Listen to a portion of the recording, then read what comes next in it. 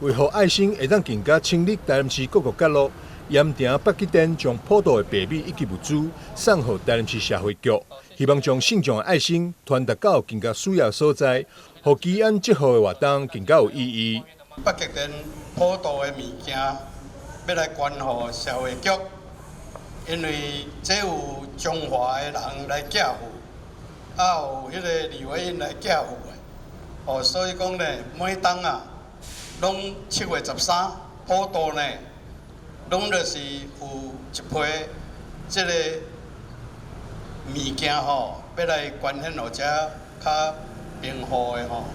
做一个福利安尼啦。代表受赠的社会局基要秘书吕维应也十分感谢北极点圣将以及林主委长期的支持，和这个有意义的活动继续办理落去。特别感谢盐城北极店林国义林主委，还有我们所有的这个委员，还有众善心大德，能够把这个普渡用的这个物资，包括白米，包括干粮，能够捐赠给台南市政府社会局食物银行，让这些物资可以更妥善的去照顾更多需要帮助的人。那另外我也要特别感谢林国义主委，这个不止在这个大庙的部分其实他个人也常常捐书出力包括我们地方的日新、永华的一个国小，包括我们的这个长寿会也都看到我们林国义林主委奉献的影子所以在这边这一并感谢林国义林主委，还有我们